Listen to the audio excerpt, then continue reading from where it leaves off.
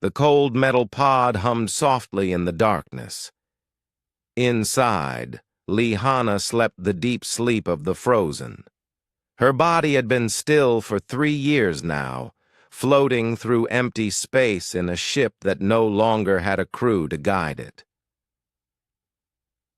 The ship eternal. Dawn drifted like a ghost through the void nebula. Its hull was scarred with burn marks from weapons fire. Most of its systems had failed long ago. Only the emergency power kept Hana's pod running, keeping her alive in her icy sleep. She did not know that Earth was gone. She did not know that every human colony had been burned to ash. She did not know that the Galactic Council had declared her species too dangerous to live. In her frozen dreams, she still believed there was a home to return to. The ship's sensors had been dead for months. That was why Hana never saw the alien vessel approaching. The salvage ship Bone Picker belonged to Captain Jorik of the Kelton Empire. He was looking for scrap metal and old technology to sell. "What do you think, boss?" asked his second officer, Vex. The creature had 4 arms and skin like rough leather. "Ship looks pretty beaten up." Jorik studied the human vessel on his screen. He was tall and thin, with a face that looked like it was carved from blue stone. "Scan it. See if there's anything worth taking." The scan results made Vex excited. "There's still power in one section. Looks like some kind of stasis chamber." "Probably carrying cargo," Jorik said. "Or maybe prisoners. Either way, it might be worth something." The Kelton ship grabbed the Eternal, Dawn with its tractor beam. Soon, armed aliens were cutting through the airlock. They wore breathing masks and carried energy weapons. They had done this many times before. The boarding party found the ship mostly empty. The crew quarters were abandoned. The bridge was dark and cold. But in the medical bay, they found something interesting. "Captain, you need to see this," called out Drac, the ship's engineer. He was standing next to Hana's cryopod. Jorik walked over and looked through the clear cover. Inside was a young female, maybe 25 years old by alien standards. She had black hair and pale skin. She looked almost human, but Jorik had never seen a real human. To him, she was just another primitive species. "What do you think she is?" Vex asked. "Don't know. Don't care," Jorik replied. "She looks healthy. The slave markets always pay good money for exotic species." They carefully moved Hana's pod to their ship. The Eternal Dawn was left to drift into the darkness, empty and forgotten. No one would ever know it had been humanity's last hope. The Bone Picker was not a clean ship. It smelled of oil and unwashed bodies. The crew was made up of criminals and outcasts from across the galaxy. They made their living by stealing from the dead and selling to the living. Jorik had Hana's pod placed in the cargo hold with the rest of their stolen goods. "Wake her up when we reach Nexus Prime," he told his medical officer. "But keep her drugged. Some species get violent when they wake up confused." 3 days later, the ship docked at Nexus Prime. It was a huge space station that served as a trading hub for the galaxy's criminal element.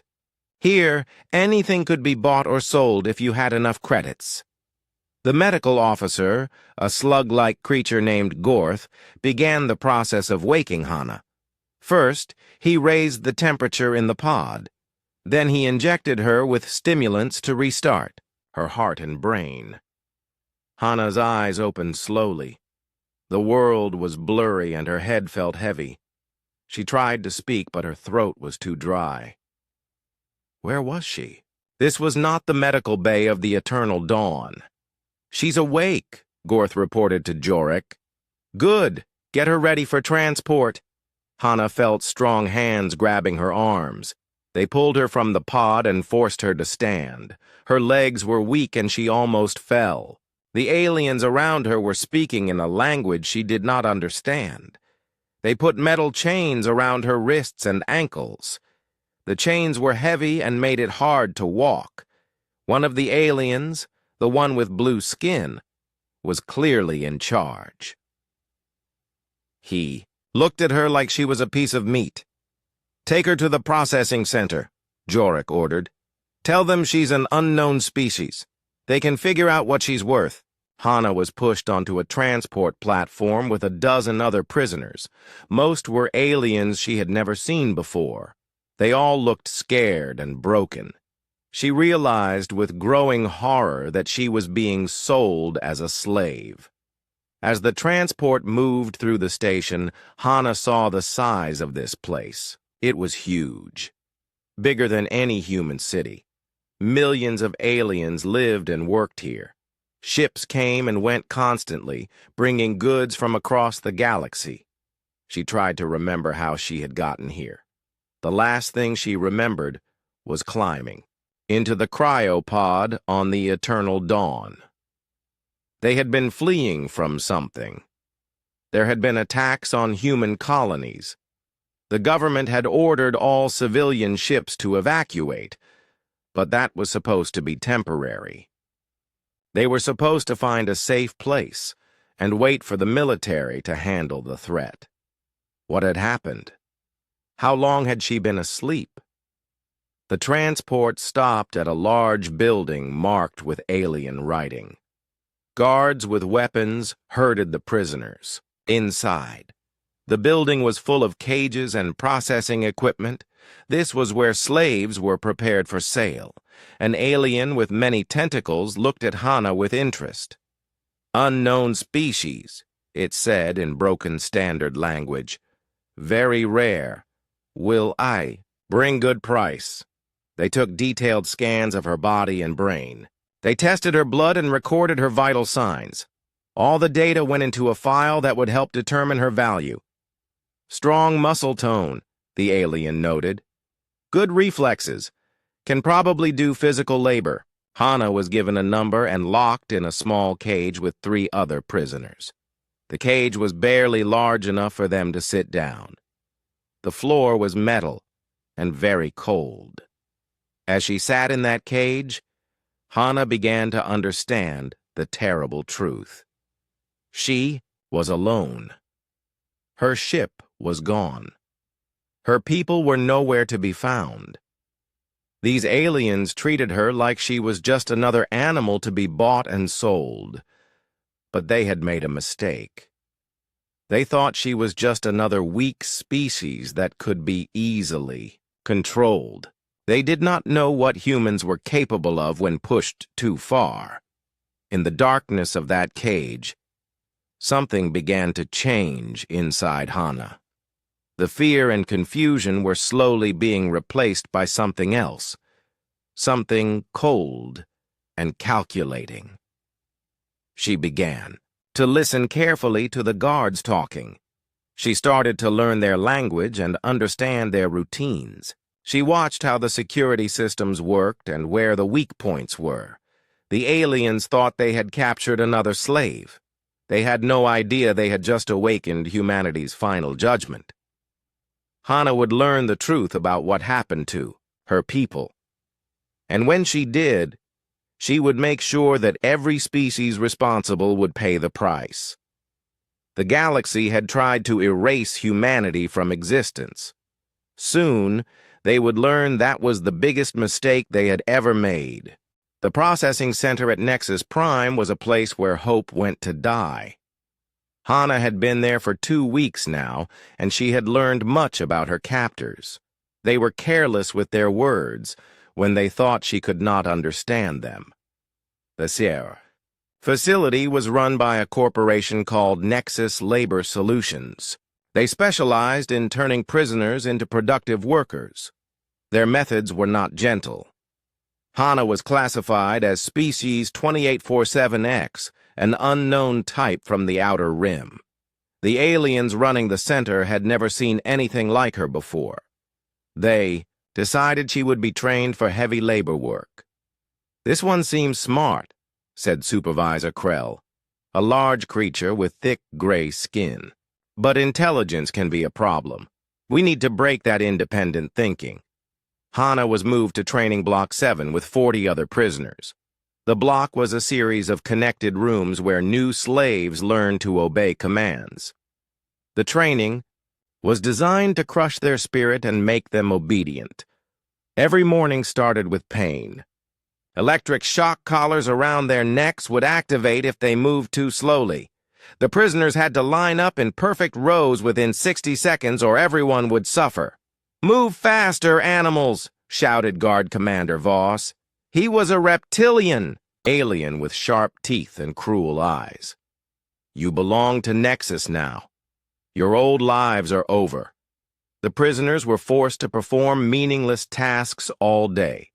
They moved heavy boxes from one room to another, then moved them back. They scrubbed floors that were already clean. They stood at attention for hours without moving. Hana did what she was told, but her mind was always working. She memorized the guard schedules.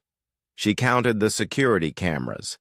She noticed which doors had electronic locks and which ones had simple mechanical systems.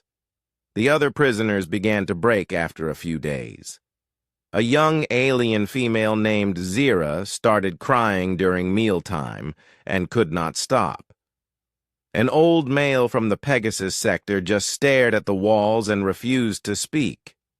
But Hana felt something different happening inside her. Each humiliation made her stronger. Each punishment sharpened her focus. The anger inside her was growing, but it was a cold anger, a calculating anger. On her 15th day in Training Block 7, everything changed. Guard Commander Voss was in a particularly bad mood. One of the prisoners, a bear-like creature named Thorg, had been too slow following orders. Voss decided to make an example of him. "Everyone watch," Voss announced. "This is what happens to those who cannot learn." He activated Thorg's shock collar and left it on. The poor creature fell to the ground, shaking and screaming. The other guards laughed as if it was funny. Hana watched Thorg suffer and felt something snap inside her mind. These aliens thought they were the masters of the galaxy. They treated other living beings like toys to be broken for amusement.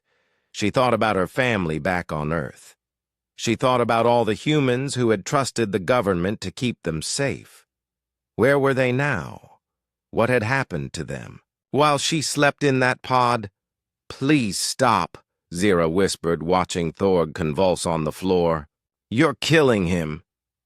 "So what?" Voss replied. "There are millions more where he came from." That was when Hana moved. She had been studying the guards for weeks. She knew that Voss always kept his shock controller on his left hip. She knew that the nearest guard was standing exactly 4 meters to her right. She knew that the emergency alarm button was on the wall behind the supervisor's desk. Hana lunged forward before anyone could react. Her hand grabbed the shock controller from Voss's belt while her other hand struck him in the throat. The guard commander made a choking sound and stumbled backward. The nearest guard tried to raise his weapon, but Hana was already moving. She dove behind a work table and activated every shock collar in the room using Voss's controller. All the guards were wearing training collars too, as a safety measure. Suddenly, every guard in the room was on the ground, screaming and shaking just like the prisoners had been. The tables had been turned in less than 10 seconds. Hana did not stop there. She grabbed a metal tool from the work table and struck the electronics panel that controlled the room's locks. Sparks flew and the doors opened automatically. "Run!" she shouted to the other prisoners. "Get out of here!" Some of the prisoners ran for the exits. Others stood frozen in shock. Hana was already moving toward the weapons locker. She used the same metal tool to smash the lock. Guard Commander Voss was getting back to his feet, still coughing from the blow to his throat. He reached for his backup weapon, but Hana was faster. She grabbed an energy rifle from the locker and pointed it at his head. "You like hurting people who cannot fight back," she said in perfect galactic standard. Her accent was different from any species Voss had heard before. "Let's see how you like being helpless." Voss looked into her eyes and saw something that made his blood run cold. This was not just anger. This was the look of a predator that had been caged too long. "What are you?" he whispered. Hana smiled, but there was no warmth in it. "I am your worst nightmare coming true." She pulled the trigger. The alarm systems finally activated as security forces rushed toward Training Block 7. But by then, Hana had already disappeared into the facility's maintenance tunnels, taking several weapons and a portable computer with her. Behind her, 3 guards lay dead, and the entire training program was in chaos. 26 prisoners had escaped in the confusion. The news spread quickly through the station's criminal networks. In the tunnels beneath Nexus Prime, Hana finally had time to access the computer she had stolen.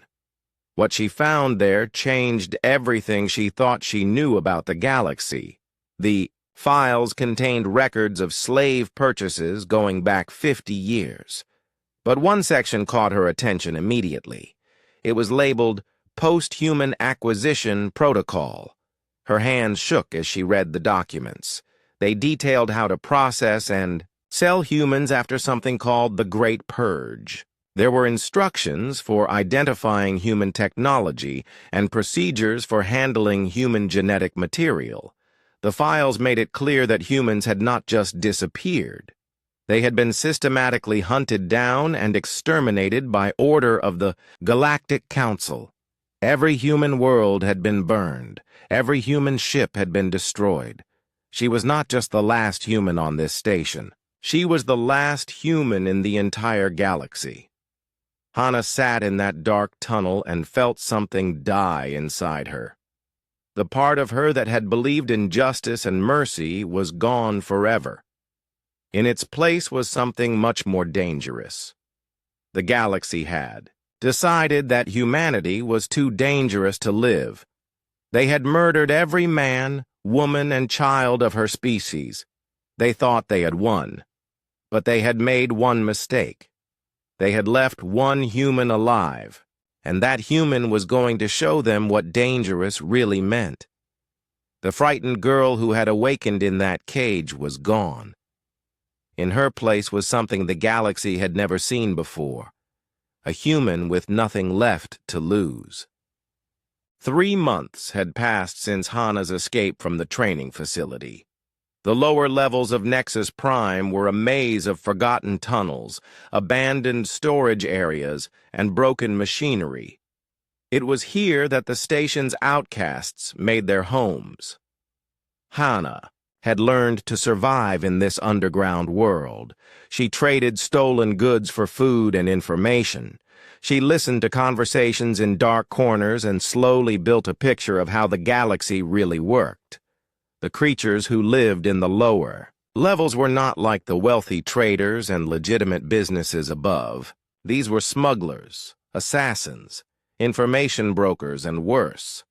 They had no love for the Galactic Council or its laws. Hana had taken the name Nam Yuna for her new identity. She told people she was from a destroyed world in the Outer Rim. Nobody asked too many questions down here, as long as you could pay for what you needed. Her first job was simple. A Thorian smuggler named Bex needed someone to steal a security code from a rival's office. Hana studied the target building for 3 days, then slipped inside during the night shift change. She was back with the code in 20 minutes. "Impossible," Bex said when she handed him the data pad. "The security in that building is supposed to be perfect. Security systems are made by people," Hana replied. "People make mistakes." Word of her success spread quickly. Soon, other criminals were offering her jobs. She specialized in information theft and sabotage. Her prices were reasonable and she never failed to deliver. But Hana was not just collecting money. Every job taught her something new about galactic society. She learned about trade routes and military bases. She discovered which species controlled which sectors and how they maintained their power. Most importantly, she was gathering information about the 5 species that had led the Great Purge. The Keltons controlled the largest military fleet. The Vrex dominated galactic banking and finance. The Thorians managed food production across hundreds of worlds. The Nexans ran the communication networks. The Quillen provided advanced technology and weapons. Together, these 5 species formed the coalition that ruled the Galactic Council. They had convinced the other species that humans were a threat that needed to be eliminated completely. Hana spent her evenings in the lower-level cantinas, buying drinks for off-duty soldiers and loose-tongued bureaucrats. She learned about military weaknesses and political scandals. She discovered which officials could be bribed and which ones had dangerous secrets. "You ask a lot of questions for a smuggler," said Vrak, a former Kelton naval officer who had been dishonorably discharged for gambling debts. They were sitting in a dingy bar called the Broken Chain. "Information is valuable," Hana replied, sliding another drink across the table. "I like to know what's happening in the galaxy." Smart thinking. These are dangerous times. Vrak took a long drink of his alcohol. Things have been getting worse since the human war ended. Hana kept her expression neutral, but her heart was racing. Human war? I thought humans were just a myth. Vrak laughed bitterly. I wish they were. I was there when we burned their colonies. Nastiest fighting I ever saw. Humans don't surrender even when they're beaten. They fight until every last one is dead. Why did the Council want them gone? Because they were too good at war, Vrak explained. Humans learned fast. They adapted to any situation. Give them 10 years and they would have had the strongest military in the galaxy. He leaned closer and lowered his voice. Between you and me, I think the Council was scared. Humans were spreading too fast, making friends with too many species. Some of us thought the Council should have tried to work with them instead of wiping them out. What happened to the officers who disagreed? Most of them kept quiet and stayed in their jobs. A few spoke up and got transferred to Border Patrol. Vrak finished his drink. There was one Admiral, Ko Min-su, who resigned in protest. Haven't heard from him since. Hana filed that name away for future reference. An enemy of her enemies might prove useful. Over the following months, Hana's reputation in the criminal underworld continued to grow. She took increasingly dangerous jobs and always succeeded. She was becoming wealthy, but money was not her real goal. She was building a network. Every criminal she worked with became a potential asset. Every favor she did created a debt she could call in later. Every secret she uncovered became a weapon she could use.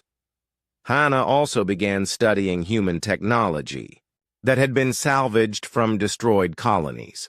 Much of it had been sold on the black market to collectors and researchers. She used her criminal contacts to track down and purchase these items. What she found horrified and inspired her in equal measure. The technology showed how advanced human civilization had become in its final years. They had developed weapons that could crack planets and shields that could stop entire fleets. They had created artificial intelligence that could think faster than any organic mind. But they had also tried to run instead of fight. The final human generation had believed they could find peace somewhere in the galaxy. They had been wrong. Your people were fools, said Tex, a Vrex arms dealer who had sold her a human plasma rifle.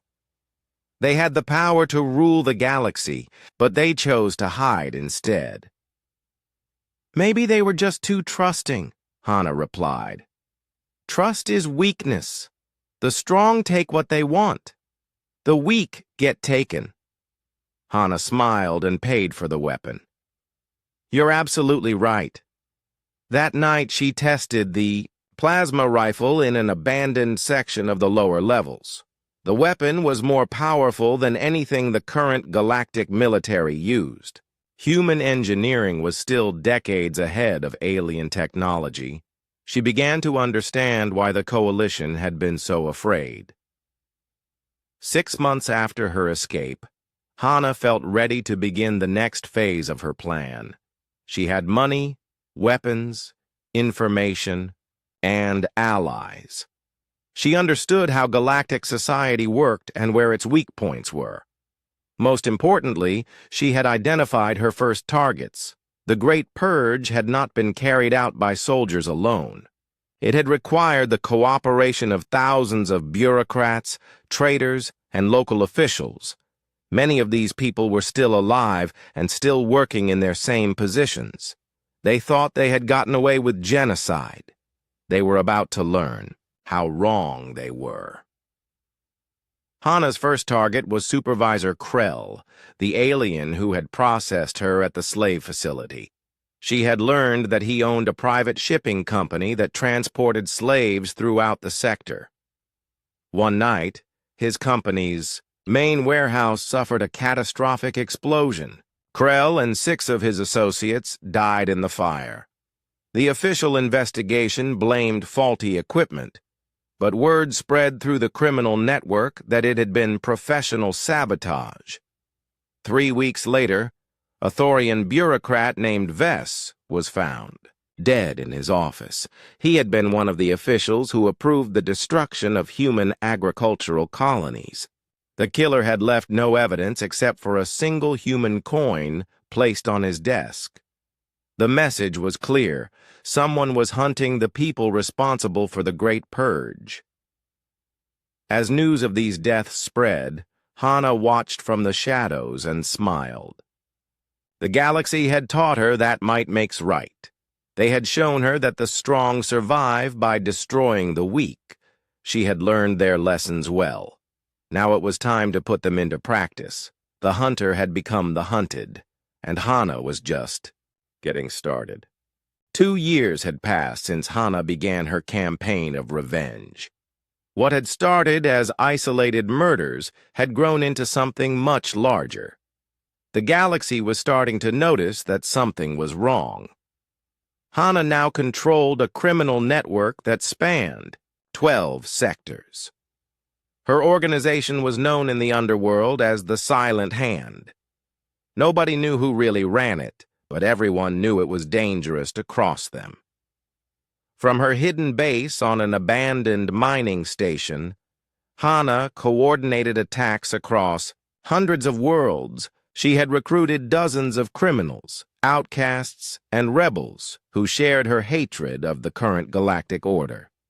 Her lieutenant was a former Nexan intelligence officer named Park Deho. He had been framed for corruption by his superiors and left to rot in prison until Hana's people broke him out. The Vrex Banking Guild lost another transport yesterday, Deho reported during their weekly briefing. That makes 6 this month. They're starting to hire military escorts for all their ships. Good, Hana replied, studying the holographic map that showed their latest operations. Higher security costs will reduce their profits. Economic pressure is just as effective as direct attacks. The Silent Hand had developed a sophisticated strategy. Instead of random violence, they targeted the infrastructure that kept galactic civilization running. Trade ships disappeared. Communication satellites went offline. Industrial facilities suffered mysterious explosions. Each attack was carefully planned to cause maximum disruption with minimal risk to Hana's people. She had studied the galaxies, weak points, and learned how to hurt her enemies where they were most vulnerable. What about the weapon shipment from Helios 7? Hana asked. Delivered as scheduled, replied Jin So-min, her weapons specialist. She was a former arms dealer who had joined the Silent Hand after Kelton authorities destroyed her business. The rebels on Outer Talon now have enough firepower to take on a full garrison. Hana had been providing weapons and training to rebel groups throughout the galaxy. Most of these groups had their own reasons for fighting the Coalition, but Hana gave them the tools they needed to be effective.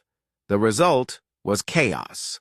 Small wars erupted on dozens of worlds as oppressed species rose up against their rulers. The Coalition military was being stretched thin, trying to maintain order. Any word from our contacts in the Kelton Navy? Hana asked. Admiral Ko Minsu sent another message, Deho said. He wants to meet in person. Ko Minsu had been trying to contact the Silent Hand for months. As one of the few Coalition officers who had opposed the Great Purge, he was sympathetic to their cause. But Hana did not trust him yet. Tell him maybe next month, she decided. I want to see how he handles the Vrex situation first. The Vrex banking guild was facing a serious crisis. So many of their ships had been destroyed that insurance companies were refusing to cover their operations.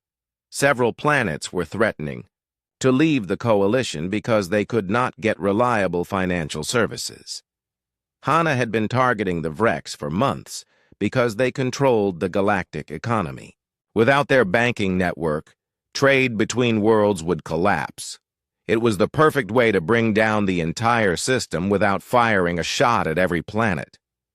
But the Vrex were not helpless. They had hired the best mercenary companies in the galaxy to protect their interests. They were also putting pressure on Coalition military forces to hunt down the Silent Hand.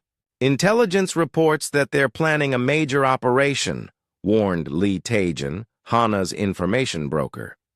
He was a former journalist who had discovered evidence of Coalition war crimes and been marked for assassination.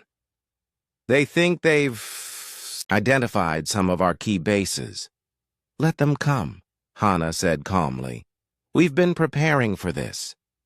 Hana had always known that eventually the Coalition would organize a serious response to her activities. She had been planning for that day since the beginning. Hidden throughout the galaxy were weapons caches and safe houses that only she knew about.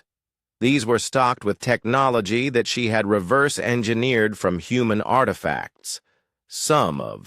It was beyond anything the current galactic military possessed. The most important cache was located in the ruins of New Geneva, a former human research colony. Hana had spent months exploring the destroyed city and recovering what the Coalition had missed. In the underground laboratories, she had found something that would change everything: the Genesis virus. The Genesis virus was a bioweapon that human scientists had developed during the final days of the war. It was designed to target specific genetic markers, making it possible to kill an entire species while leaving others unharmed. The weapon had never been used because humans had believed it was too dangerous. They thought that such a weapon would make them no better than their enemies. Hana had no such concerns. She had spent months studying the virus and learning how to produce it. The process required rare materials and sophisticated equipment, but she had both. Her criminal network gave her access to anything she needed. The first test came when a Coalition strike force attacked one of her bases on Krios Station. The base was heavily defended, but the attackers had superior numbers and firepower. Hana allowed them to capture the station. But 3 days later, every Thorian soldier in the strike force was dead. The virus had been released through the station's air recycling system. The other species in the strike force were completely unaffected. They found their Thorian allies dead at their posts with no visible injuries. Medical scans showed that their Genetic structure had simply stopped working. The incident was hushed up by Coalition intelligence, but word leaked to the underground networks. Soon every criminal organization in the galaxy was talking about the mysterious weapon that could kill by species. "The Thorians are panicking," Deho reported a week later. "They're demanding that the Coalition find out what happened on Krios Station." "And what did the investigation conclude?" Hana asked. "Unknown biological agent, possibly a natural plague that only affects Thorian physiology." Hana smiled. The Coalition could not admit that someone had developed a species-specific bioweapon. Such an admission would cause panic throughout the galaxy. But Hana was not done with the Thorians. Over the following months, more Thorian facilities suffered mysterious outbreaks. Each time, only Thorians died while other species were unharmed. The Thorian government began withdrawing from Coalition operations. They pulled their forces back to their home worlds and imposed strict quarantine protocols. They were too frightened to continue participating in galactic affairs. That left 4 species in the Coalition leadership. Hana moved on to her next target, the Nexan communication network. The Nexans controlled the relay stations that allowed faster-than-light communication between worlds. Without this network, the Coalition could not coordinate its operations. She did not need to destroy the stations. She simply needed to control them. Using a combination of bribery, blackmail, and infiltration, Hana's people gradually took over key positions in the communication network. Soon, they could monitor all Coalition military communications and even block messages when necessary. The first time this capability was used, a Coalition fleet trying to respond to a rebel uprising found that their orders were being delayed or altered. Ships arrived at the wrong coordinates. Supply convoys went to empty space instead of their intended destinations. The Coalition military began to fracture as different units stopped trusting the information they received. Commanders started using private couriers instead of the official communication network, but this was much slower and less reliable. "They're starting to realize that someone is controlling their communications," Jin Soman reported. "But they don't know how to fix it without rebuilding the entire network, which would take years and cost more money than they have," Hana noted. Perfect.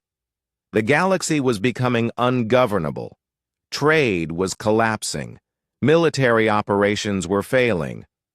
Rebel groups were winning victories that should have been impossible, and at the center of it all was a single human who had learned the galaxy's most important lesson: that power comes not from what you can build, but from what you can destroy.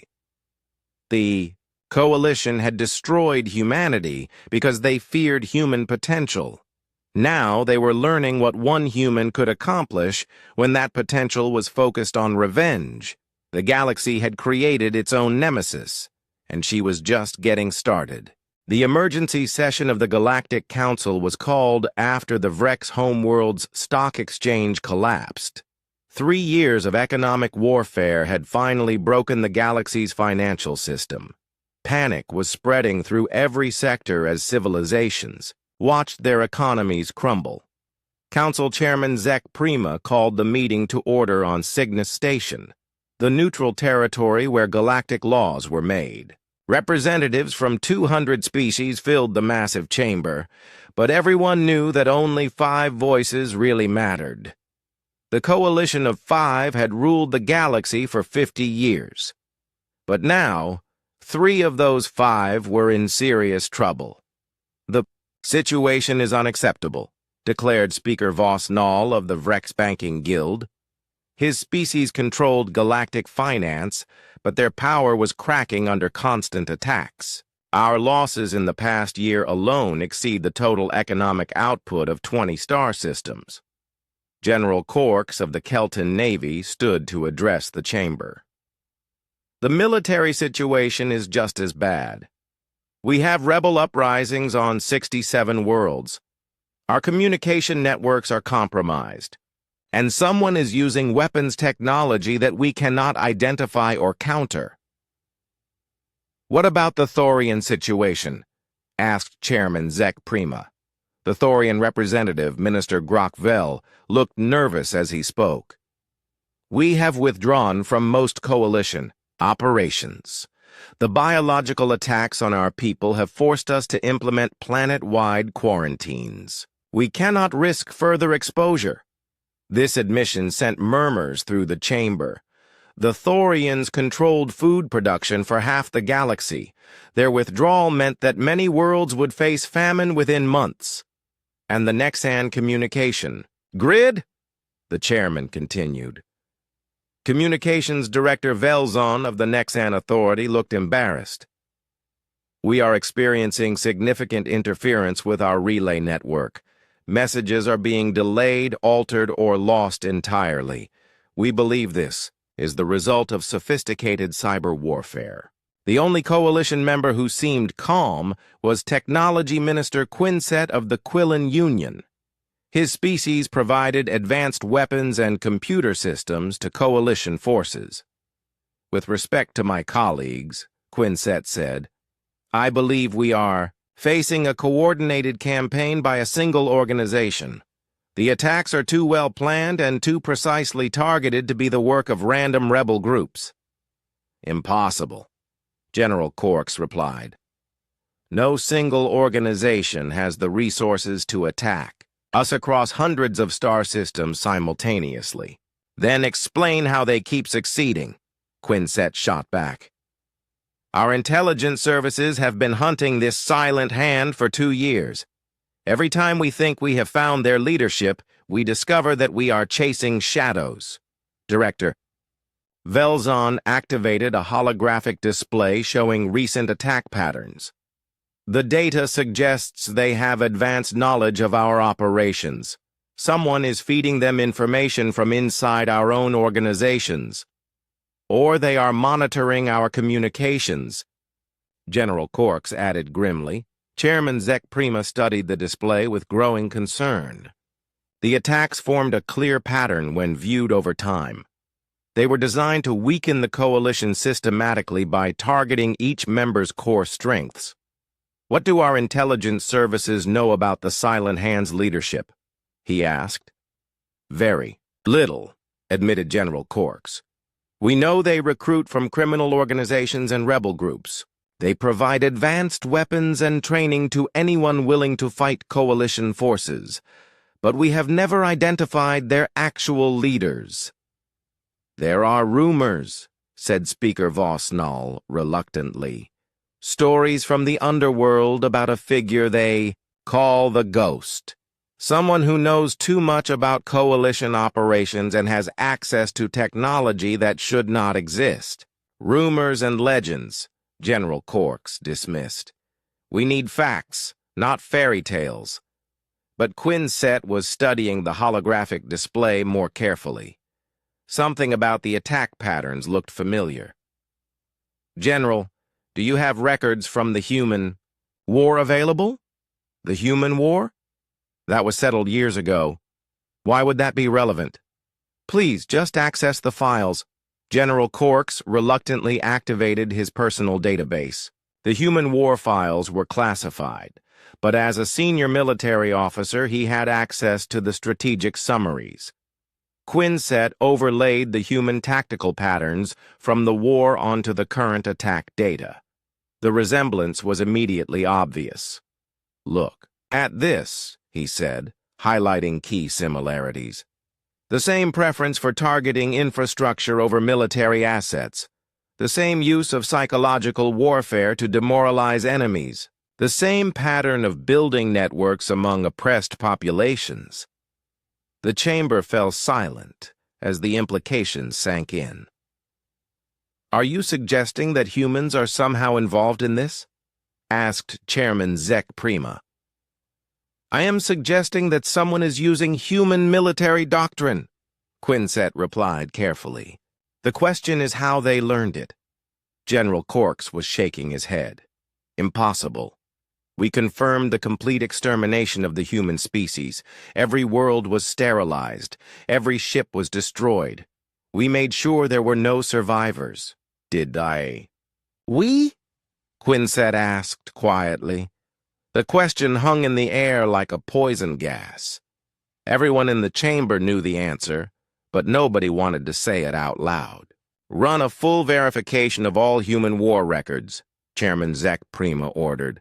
I want confirmation that the extermination was complete.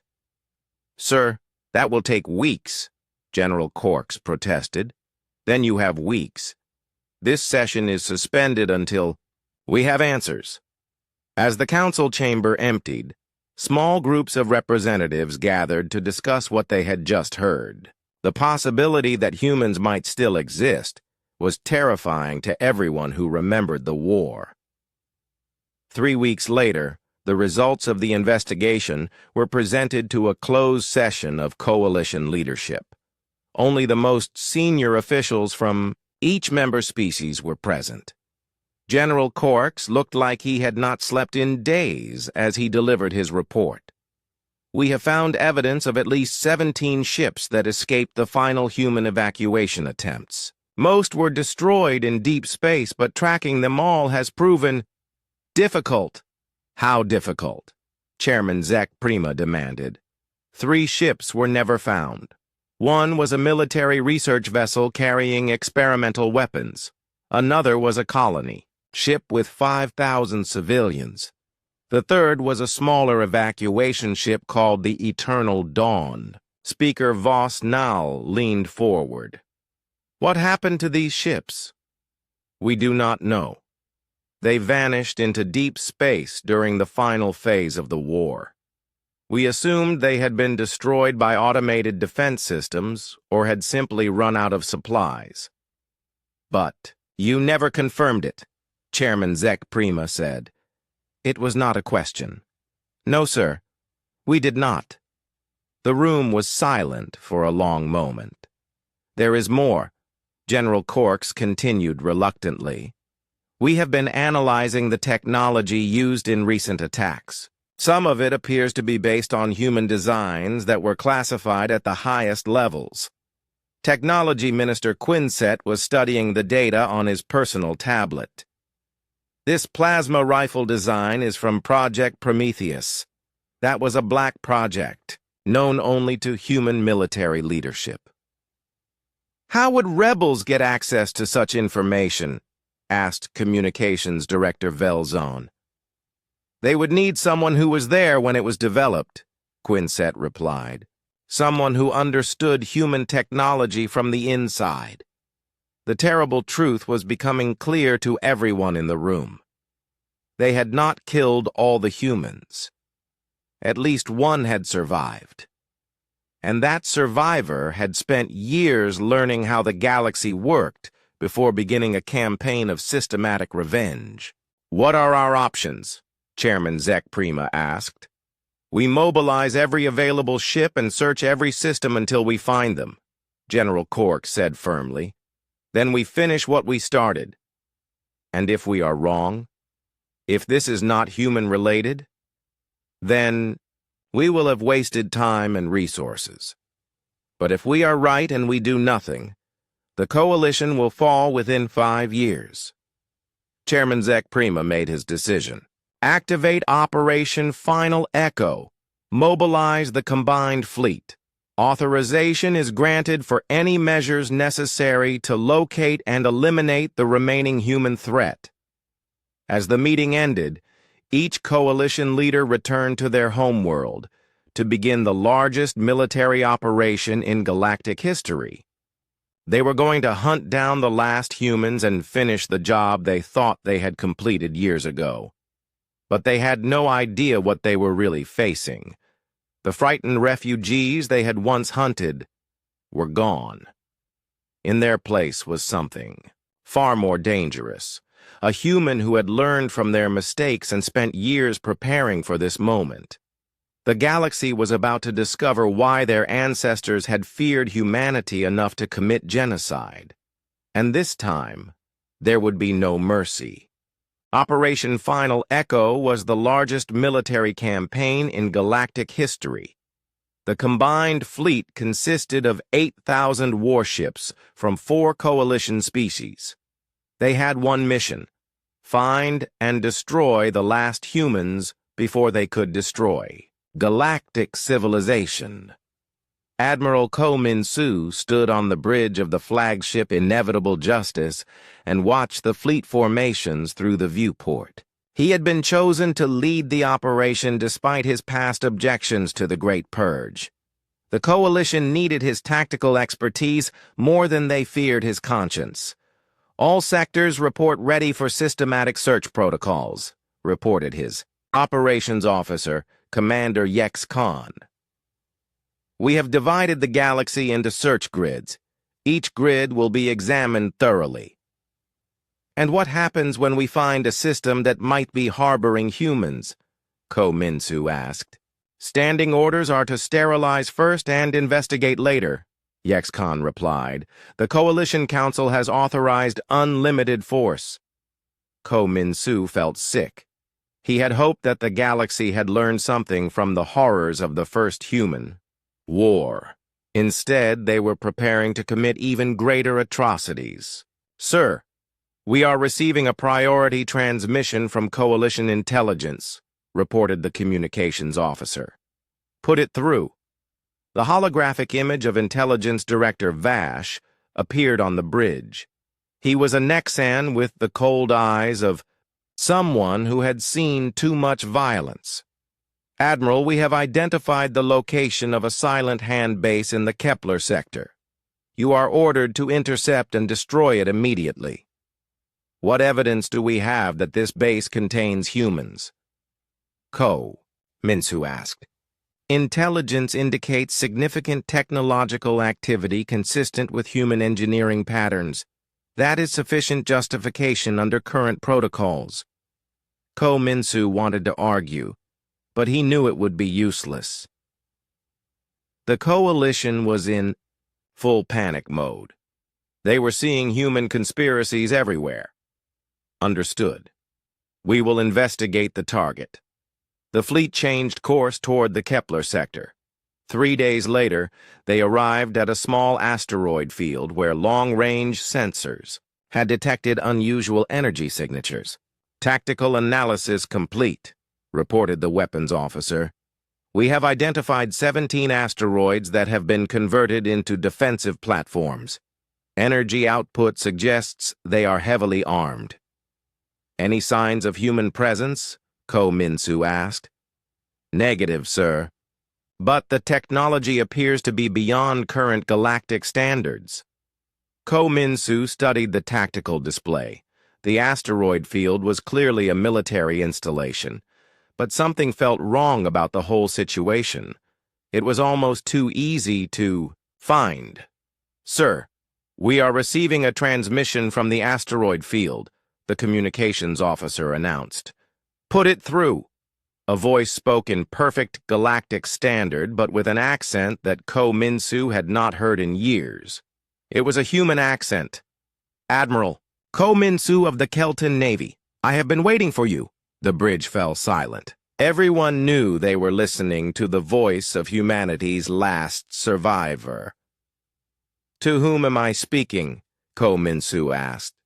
"You can call me Nam Yuna, though I suspect you would know me by another name if you checked your old files." Ko Min-soo's blood ran cold.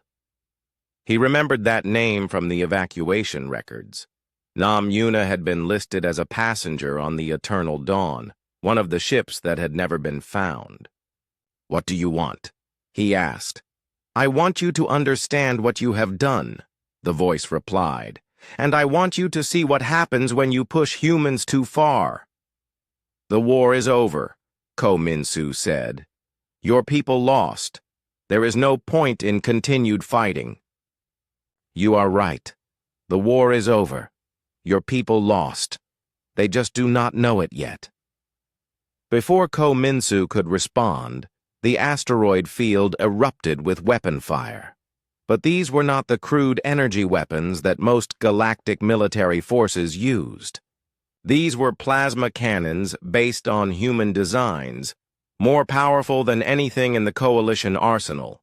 The first wave of fire destroyed 6 Coalition ships before they could raise their shields. The second wave punched through the shields of a dozen more vessels. "Return fire," Kominsu ordered. "All ships, engage the asteroid positions." The Coalition fleet opened up with everything they had. 8,000 ships focused their weapons on 17 asteroids. The firepower should have been overwhelming, but the asteroids had shields that absorbed the incoming fire and converted it into energy for their own weapons. The more the Coalition ships fired, the stronger the asteroid defenses became. "Impossible," breathed Commander Yexcon. "Where did they get such technology?" "From us," Kominsu realized. "Those are human designs. We captured some of their research facilities during the war, but we never understood how the technology worked." The battle continued for 6 hours. The Coalition fleet lost nearly 200 ships while barely scratching the asteroid defenses. Finally, Kominsu was forced to order a retreat. As his ships limped away from the asteroid field, Nam Yuna's voice came through the communications again. "Tell your leaders that this was just a demonstration. I have 17 more bases like this one scattered throughout the galaxy. And unlike you, I am not afraid to use weapons of mass destruction." "What are you talking about?" Kominsu demanded. "Check the Virex homeworld in about 6 hours. You will understand then." The transmission ended, leaving Kominsu with a terrible sense of dread. 6 hours later, reports began coming in from the Vrex homeworld of Vrexia Prime. A mysterious plague had broken out in the capital city. Only Vrex were affected. Other species living on the planet remained healthy. Within 12 hours, half the Vrex population on their homeworld was dead. Within 24 hours, the plague had spread to 3 other Vrex colonies. The Vrex government declared a state of emergency and sealed their borders. But it was too late. The Genesis virus had been released into their population, and it was designed to spread through normal biological contact. Every Virex in the galaxy was now at risk. "She is using a species-specific bioweapon," Director Vash reported to an emergency coalition meeting. "We estimate that the Vrex will lose 60% of their population within a month." "How is this possible?" demanded Chairman Zek Prima. "Human bioweapon research was always more advanced than ours," admitted Technology Minister Quinn Sett. "They developed weapons that we never imagined were possible." "What are our options?" asked General Corks. "We can try to develop a cure, but that will take years. Or we can find this human and force her to provide an antidote. And if she refuses? Then the Vrex species faces extinction." The coalition leaders sat in stunned silence. In less than a week, they had lost a major fleet battle and watched one of their founding species begin to die. The human had demonstrated that she could strike anywhere at any time. "We need to negotiate," said Speaker Vosnal of the dying Vrex. "We need to find out what she wants." "She wants revenge," Kominsu said quietly.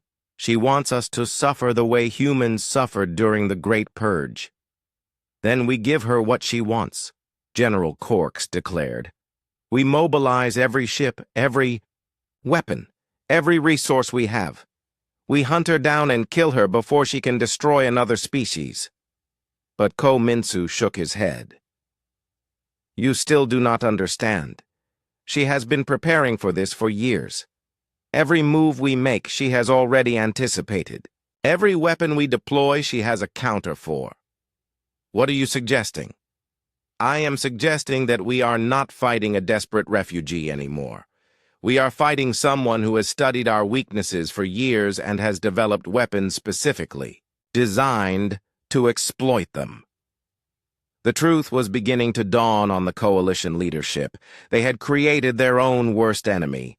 The frightened humans who had once begged for mercy were gone. In their place was something far more dangerous. A human who had learned from their example and decided to become the monster they had always claimed humans were. The galaxy had taught humanity that might makes right. Now the last human was going, to teach them what real might looked like. And this was just the beginning. The news of the Vrex plague spread through the galaxy faster than the disease itself.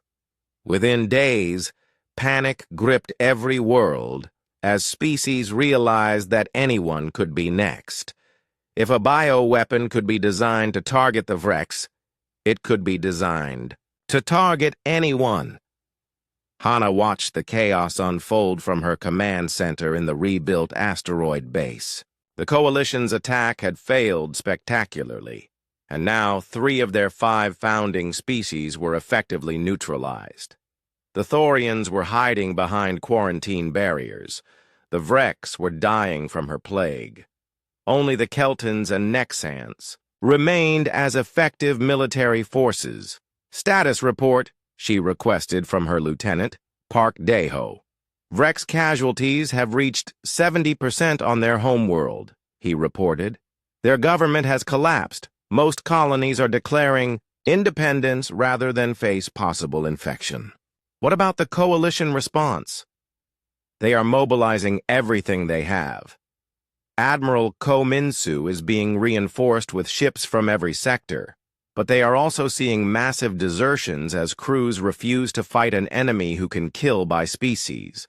Hana nodded. Fear was her greatest weapon now.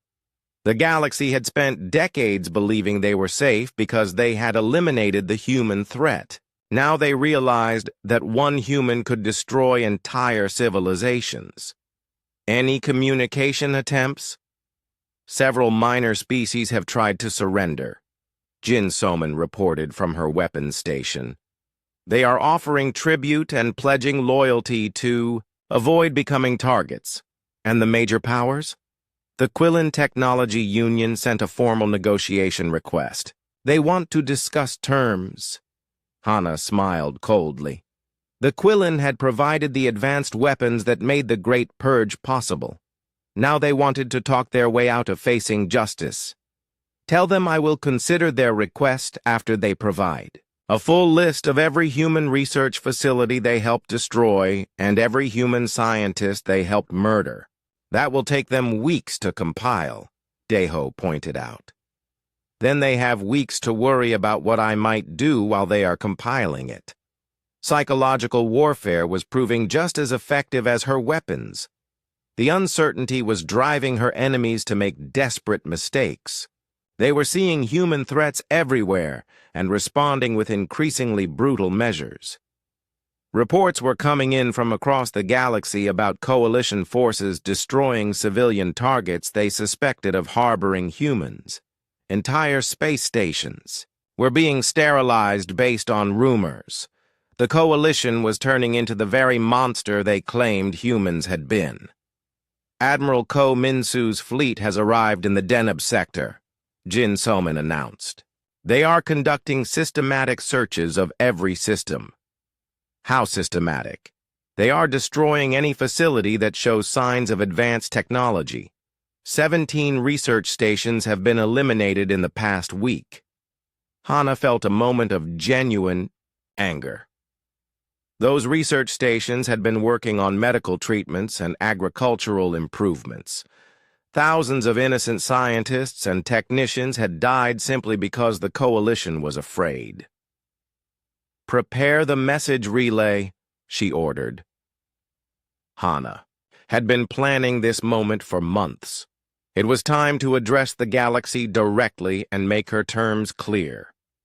The Coalition could continue their reign of terror, or they could accept the new reality. Using the captured Nexan communication network, she hijacked every major broadcasting channel in the galaxy. From the core worlds to the outer rim, every screen and speaker in galactic space carried her message. The image showed Hana standing in what was clearly a human military facility. Behind her were weapons and technology that the galaxy had thought were destroyed forever. She wore the uniform of a human naval officer with the insignia of a species that was supposed to be extinct.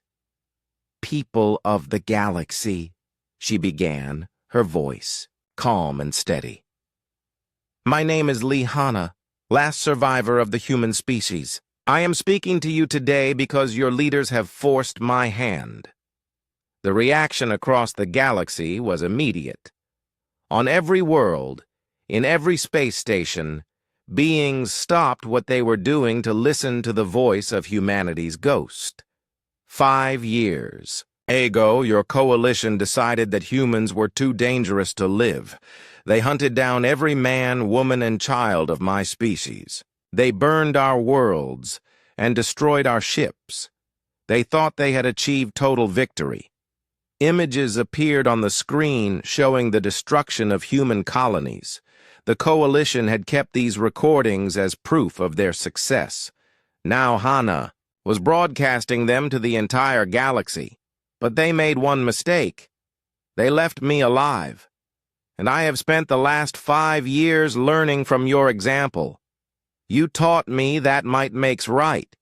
You taught me that the strong survive by destroying the weak. You taught me that there is no crime too terrible if it serves the greater good. The images changed to show the recent attacks on coalition forces, the destroyed Vrex colonies, the crippled Thorian fleets, the chaos spreading through galactic civilization. I am a good student. I have learned your lessons well, and now I am going to teach them back to you. Coalition leaders across the galaxy were scrambling to cut the transmission, but Hanna had control of too many communication nodes. Her message was being broadcast from dozens of sources simultaneously. The Galactic Council has a choice to make. You can surrender unconditionally and accept human authority over galactic affairs, or you can continue fighting and watch your civilizations burn one by one. The screen showed a map of the galaxy with markers indicating the locations of Hanna's hidden bases. There were dozens of them, scattered across every major sector. I have weapons that can destroy planets. I have plagues that can wipe out entire species. I have the complete technological legacy of human civilization at my disposal, and unlike your coalition, I am not afraid to use them. The transmission paused for a moment to let the implications sink in. You have 72 hours to decide. Surrender or face the consequences. The choice is yours. The transmission ended, leaving the galaxy in stunned silence. Within hours, the first surrenders began. Minor species from the outer rim were the first to capitulate, sending messages of submission to avoid becoming targets. They had no love for the coalition and saw no point in dying for leaders who had never cared about them. The core worlds were more defiant, but even there, cracks were beginning to show. Protest movements erupted on dozens of planets as civilian populations demanded that their governments negotiate rather than risk total destruction. The Quillen Technology Union has sent another message, Deho reported. They are offering a complete surrender of their government and military forces. What about their technology archives? Full access.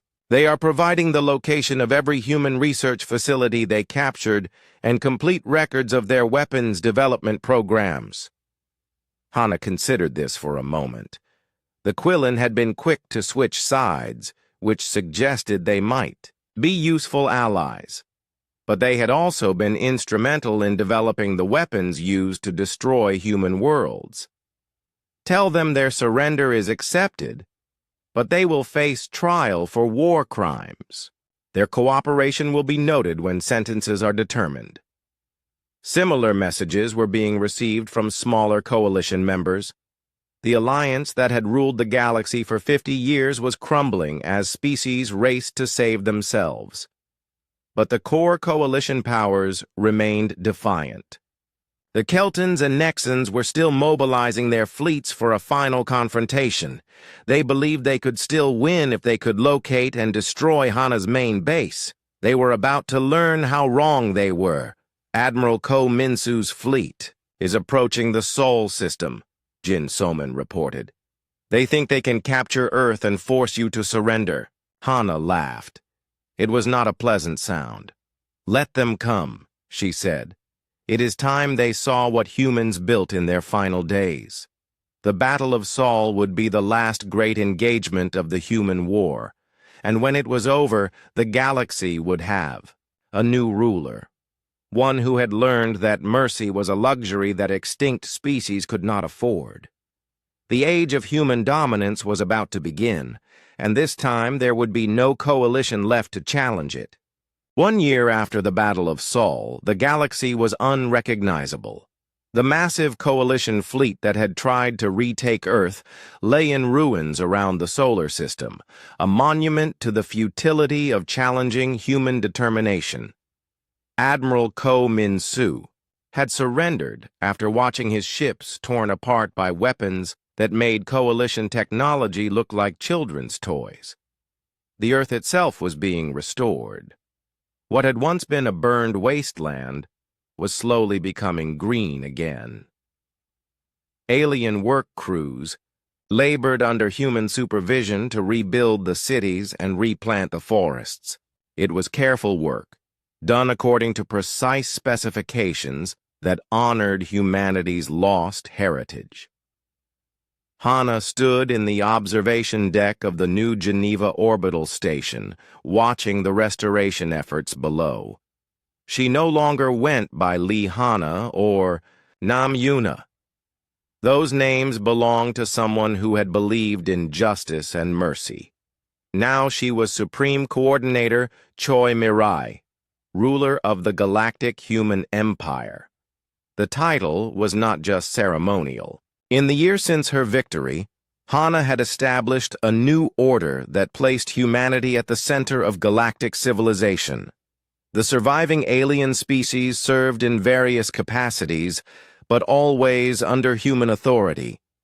Status report, she requested, from her aide, former Admiral Ko Minsu. Ko Minsu had become her most valuable asset among the alien survivors. His knowledge of coalition military systems had been essential in dismantling the old order. His willingness to serve had earned him a position of trust in the new government. The Vrex population has stabilized at 30% of pre-plague levels, he reported. The antidote you provided is preventing further deaths, but their species will need decades to recover. And their attitude toward the new government? Grateful to be alive. They understand that their survival depends on your continued mercy. Hana nodded. The Vrex had learned their lesson well. After watching 70% of their species die from her plague, the survivors were eager to prove their loyalty to human rule. What about the Thorians? They have fully integrated into the agricultural production system. Their natural expertise in food production makes them valuable workers. There have been no resistance incidents in 8 months. The Thorians had been easier to control than expected. Their species was naturally inclined toward cooperation and following orders. Once they accepted human authority, they became efficient and reliable workers. The Nexan communication network?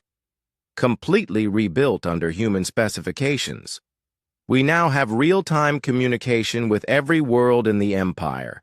The old coalition could never dream of such efficiency. Hana had learned from the coalition's mistakes. Their empire had been held together by fear and military force, which made it vulnerable to disruption. Her empire was built on practical necessity and mutual benefit. Each alien species was assigned roles that matched their natural abilities. The Vrex managed financial systems under human oversight. The Thorians handled agricultural production. The Nexans maintained communication networks. The Quillen provided technical support for human technology. But the most important project was taking place in the underground laboratories beneath New Geneva. How is the restoration program proceeding? Hana asked. Ko Minsu's expression became more serious. The genetic reconstruction project has produced its first successful results. Dr. Park Ji-won reports that the first generation of restored humans will be ready for awakening within 6 months. Hana felt a mixture of emotions. The restoration program was her greatest achievement and her greatest burden. Using genetic samples preserved in hidden research facilities, her scientists were recreating the human species from scratch, but these would not be the same humans who had lived before the Great Purge. They would be raised knowing that the galaxy had once tried to destroy them. They would be taught that mercy was weakness and that only strength could ensure survival. What about their education programs? Completed as specified, the new humans will be taught galactic history from birth.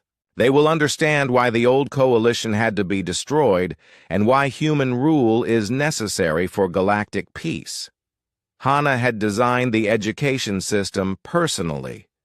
The restored humans would learn about their heritage, but they would also learn about the realities of galactic politics.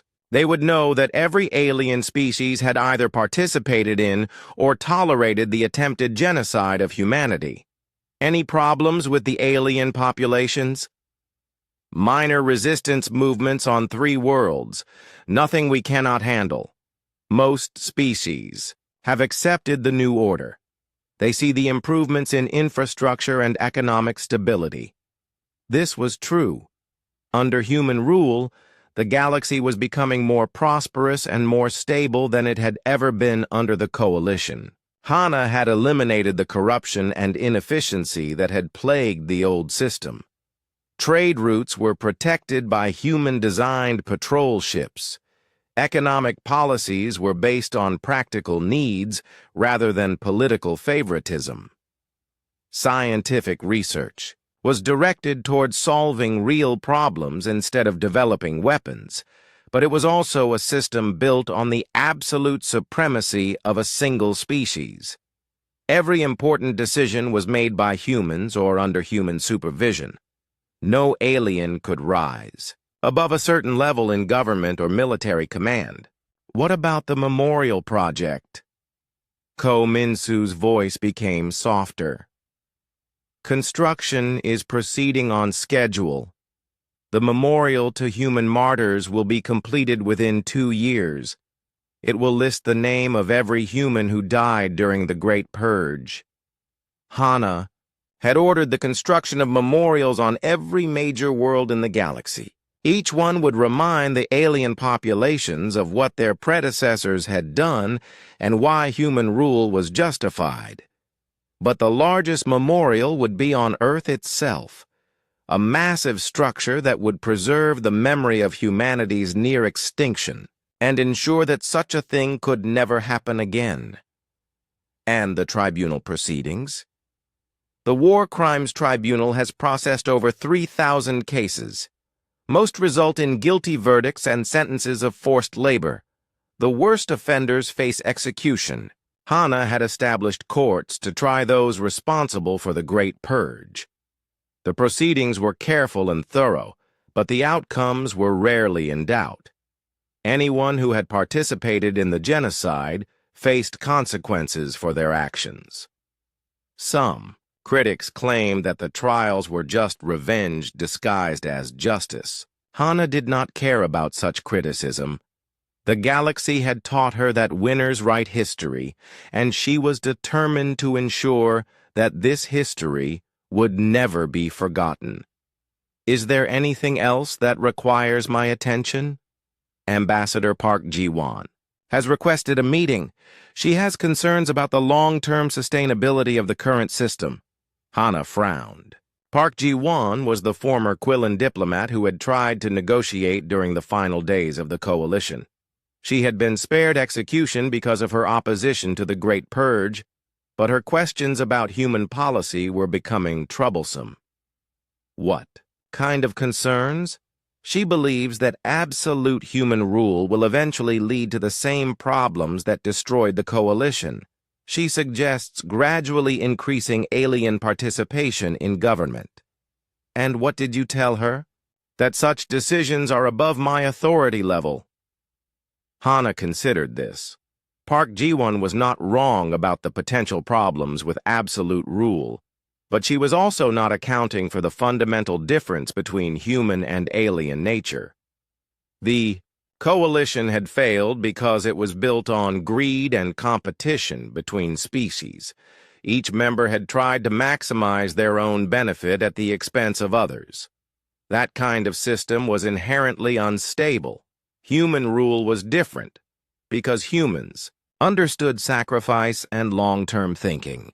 They could make decisions that benefited the entire galaxy rather than just themselves. At least Hana hoped they could. The restored humans were still children, and their true nature remained unknown. Schedule the meeting, she decided. I will listen to her concerns. As Ko Min-soo left to arrange the appointment, Hana returned to watching the restoration of Earth. Construction robots were rebuilding the city of London according to historical records. Soon, human children would play in those streets again, but they would not be the same children who had played there before the war. They would be harder, colder, more practical. They would know that the galaxy was full of species who could turn genocidal if they felt threatened. Perhaps that was for the best. The old humanity had been too trusting, too willing to believe that other species shared their values. That naivety had nearly led to their extinction. The new humanity would not make such mistakes. They would rule the galaxy with wisdom and strength, ensuring that no species would ever again face extinction for being different. And if that meant that some freedoms had to be sacrificed for security, so be it. The galaxy had taught Hana that survival was more important than ideals. She had learned that lesson well, and now she would teach it to the next generation of humans. The age of human dominance had begun, and this time it would last forever.